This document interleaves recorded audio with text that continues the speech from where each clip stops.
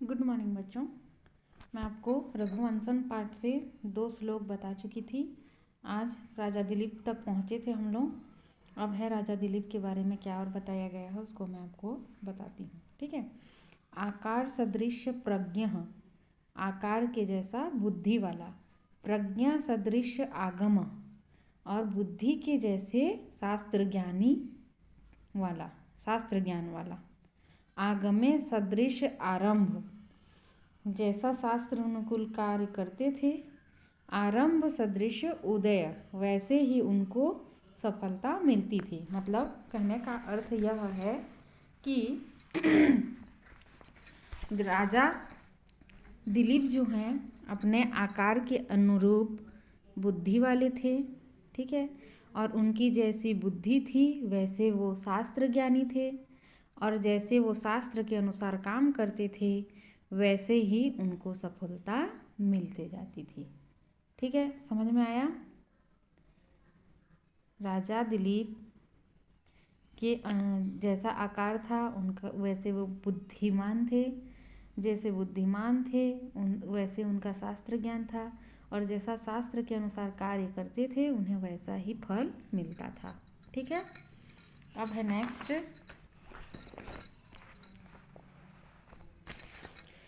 प्रजानामेव भूत्यर्थं सताभ्यो बलिमगृहीत सहस्त्रगुणम् उत्सृष्टम उपादत्ते ही रसम रवि है। ठीक है। मतलब राजा दिलीप जो हैं प्रजा के सुख समृद्धि के लिए ही बलम अग्रहित, मतलब जो कर लेते थे, बलिम, बलिम माने कर, जो राजा दिलीप थे वो प्रजा के हित के लिए ही कर लेते थे, और जिस प्रकार 1000 गुना पृथ्वी को लौटाने के लिए सूर्य पृथ्वी से जल प्राप्त करता है। समझ में आ रहा है? अच्छे से सुनो। जिस तरह सूर्य अपनी किरणों से, ये यहाँ इस लाइन का अर्थ है, जिस तरह सूर्य अपनी किरणों से धरती का जल सोखकर 1000 गुना से भी ज़्यादा क्या करता है, वर्षा का जल देता है, वैसे ही जो राजा दिलीप हैं अपनी प्रजा से कर लेते थे, उनका उसमें उनका ही कल्याण करते थे। समझ में आया? ये इसका अर्थ, इसको एक बार और सुन लो। जिस प्रकार सूर्य अपनी किरणें पृथ्वी से लेता है,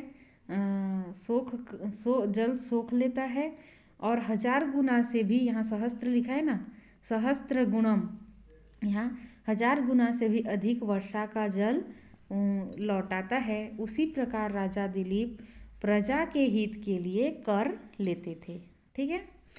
प्रजानाम विनयाधानाद रक्षणाद भरणादपि सपिता पितरस्तासाम केवलम जन्म हेतवः। ठीक है। प्रजा वर्ग की विनय, धन, रक्षण और भरण के कारण जो राजा दिलीप थे वो सच्चे अर्थों में प्रजा के पिता थे। पिता कहलाने वाले लोग तो केवल जन्म देने के कारण पिता कहलाए। समझ में आया? जो राजा दिलीप थे प्रजा के सदाचार के लिए, प्रजा को विनय, धन, रक्षण, भरण आदि देने के कारण मूल अर्थों में वो सच्चे पिता थे। जो पिता कहलाते थे वो केवल जन्म देने के कारण कहलाते थे। ठीक है। द्वेषो अपि सम्मतः शिष्टस्तस्यार्तस्य यथोषधं त्याज्यो दुष्टः प्रियोप्स्यासि दंडगुलिवोरगच्छता। ठीक है। मतलब शत्रु होते हुए भी राजा दिलीप को सज्जन पुरुष वैसे ही प्रिय थे। द्वेष माने क्या होता है? जो द्वेष करता है वो द्वेष करने योग्य या शत्रु। ठीक है। जो शत्रु होते थे वो शत्रु होते भी वो राजा दिलीप को वो सज्जन पुरुष वैसे ही प्रिय थे जैसे रोगी कड़वी औषधि और प्रिय बंधु होते हुए भी वैसे ही त्यागने योग्य थे जैसे सांप द्वारा काटे गई उंगली। मतलब समझ में आ रहा है? थोड़ा अच्छे से सुनना। सॉरी बच्चों, थोड़ा तबीयत ठीक नहीं है।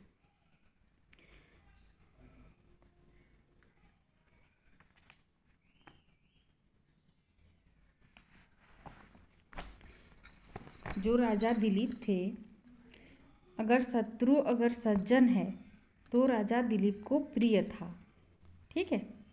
लेकिन जो मतलब जैसे रोगी को दवा क्या लगता है,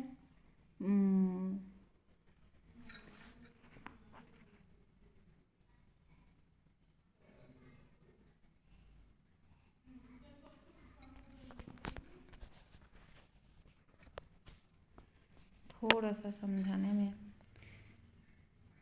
राजा दिलीप को शत्रु उसी प्रकार सज्जन शत्रु प्रिय थे जैसे रोगी को कड़वी औषधि, लेकिन प्रिय बंधु होते हुए भी उस प्रकार वो त्यागने योग्य थे जैसे सांप के द्वारा काटी हुई अंगुली। समझ में आ रहा है?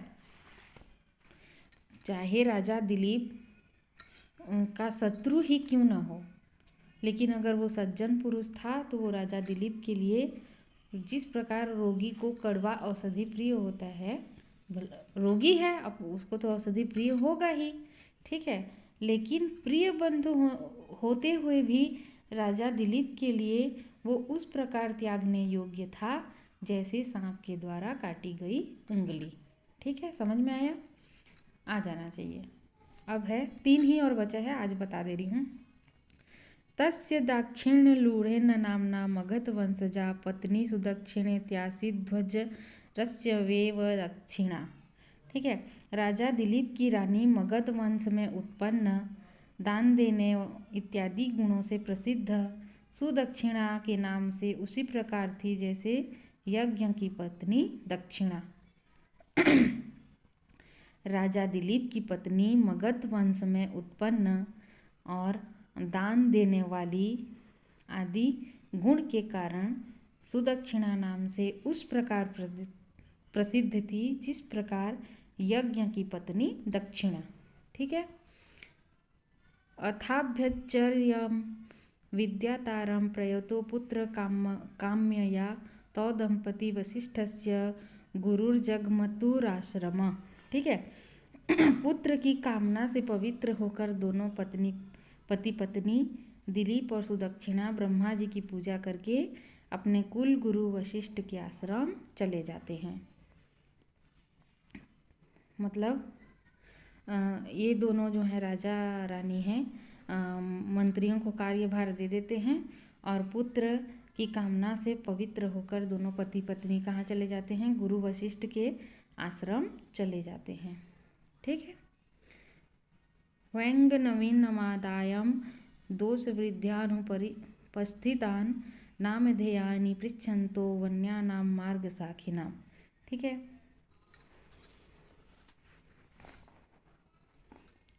अब वो दोनों चले गए तो वो क्या है, मक्खन को, वैंग निवन मतलब मक्खन को लेकर गांव के वृद्ध ग्वालों, ठीक है, गांव के वृद्ध ग्वालों से उत्पन्न होने वाले मार्गों के वृक्षों का नाम पूछते हुए वे दोनों चले गए।